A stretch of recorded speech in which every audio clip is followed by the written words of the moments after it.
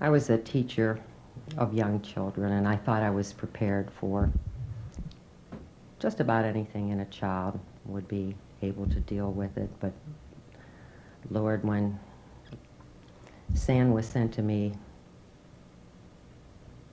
she was a real gem. Why is it her? Why, above everybody else that's ever been in my life that I've ever been close to, why do I feel so close to her, the closest? She was such a shy little goober. Of course, she covered up the shyness with being totally boisterous at times, and a lot of people didn't understand that. But I kind of loved it. She insisted on dressing outrageously, even as a 3-year-old, and I kind of admired her spunk. She's always supported me and has had faith in my decisions, in my decision-making process. And she's trusted that I will come to the right decision. And when she has disagreed with me, she's talked it out with me. And she's listened to my point of view.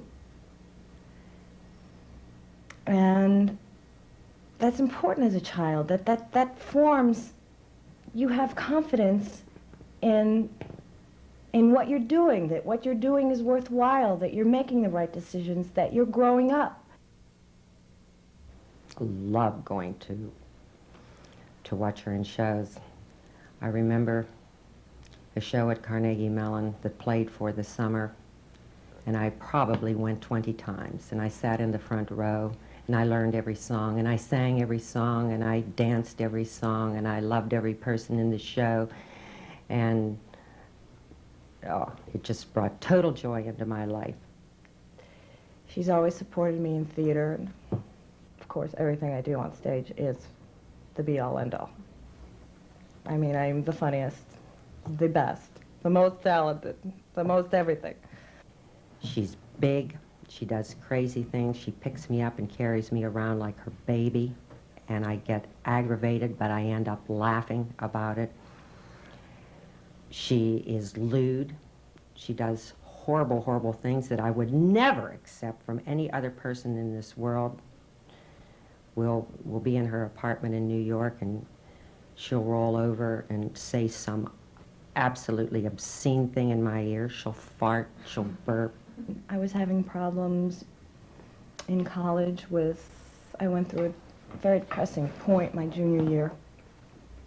She was there for me to talk to, and I'd kept it in from everyone. You know, God forbid I was depressed. I'm just always so happy and so fun, and I'm the one with energy, and I'm the one that's supposed to cheer everybody up. I will laugh with her like I never laugh with anybody else, and my other daughter, who is a dear soul, and in some ways probably more like me, more upright, more conservative, will just look at the two of us and say, "You're crazy. You're absolutely crazy." I think that's what I can be, absolutely crazy. That's it. I can be absolutely crazy with Sandy, and sometimes I want to be crazy. And when I was feeling depressed, she finally just listened to me and let me cry and told me it was all right to be depressed, and it's not, you don't have to be upset with yourself for that, and you don't have to be the life of the party, and things can go wrong, and that's all right, and it's not bad to be depressed, and it's not bad to be confused, and it's not bad to not like yourself right now. When I am down and depressed, I can't wait for her to call. I get so angry when I get her answering machine. I can't wait for her to call back and have one of our wonderful conversations, because I know that I'm going to come away and feel better about it. The things that we really thought about were the moral issues and, you know, things that I was finding as a young adult in college, and things that you go through.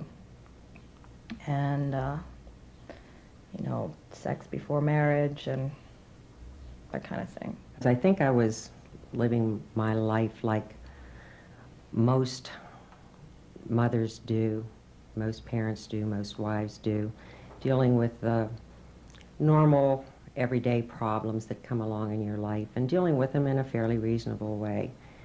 But there had been no major conflict.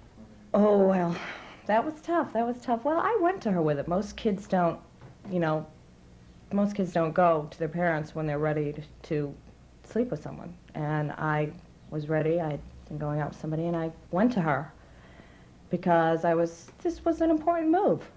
And I was laying watching television one night in my family room, and the phone rang, and it was Sandy. And she said, "Hi, how you doing?" And I said, "Hi, how are you doing?" We did our normal mother-daughter thing back and forth, and out of a clear blue sky, she said, I think I'm ready to move deeper into this relationship. And I said, "What do you mean?" And of course, what she meant was she was ready to sleep with a young man. And that was the beginning. That forced an issue into my life that I thought I was ready to deal with. But as it turns out, I wasn't. She dealt with it very okay, matter of factly, and then she just freaked out and just like, "I can't deal with this. You go do it yourself. I don't care. I don't want to know about it. Just go and do it."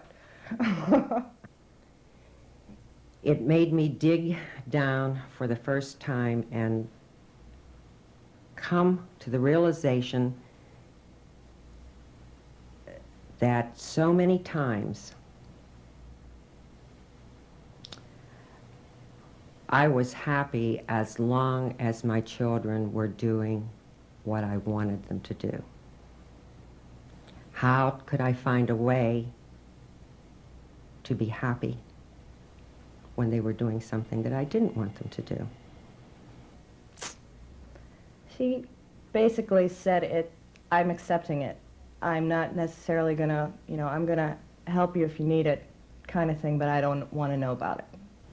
This was just a new thing that she was embarking upon, and since I was an important part of her life, she wanted me to share in it. I've gone to her as another adult, even though she's my child, when things have been horrible for me. I went through a long and, for me, painful experience over the past 2 years in caring for my father, who was dying. And I knew he was dying, and he suspected he was dying, but he wasn't sure of it. And during that period of time, I probably, for whatever reason, confidence, trust, felt that I could tell her things that I have never told anybody in my whole life, not even my husband, and I'm very close to him. But there is a bond of trust. And maybe it comes from her being so honest and open with me that I found another person in this world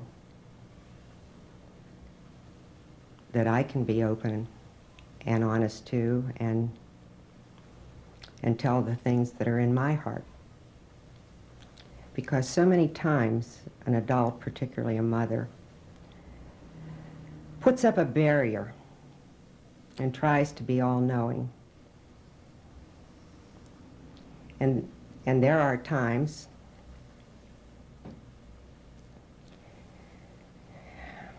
when you want somebody to take care of you, when you want to be a baby, and you want them to understand what's happening to you, and Sandy always does. I don't want to talk about this anymore. Why do I feel so connected to her? Why do I feel as though that she can read my thoughts? And why do I feel like I can read her thoughts and I can feel her pain and she can feel my pain? And I know today, as sure as I'm sitting here, that my own growth as a person is directly related to Sandy. She made me face things, life's problems that needed to be faced. I could have gone through life at some kind of a stagnant level that would have been perfectly acceptable,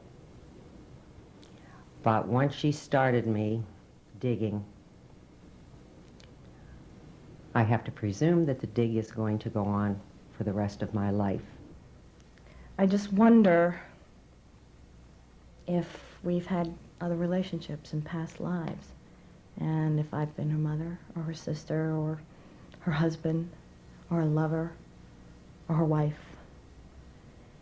And I have to think that it's feasible because there's nobody else that I connect to in that way. Maybe there will be. Maybe I'll meet somebody.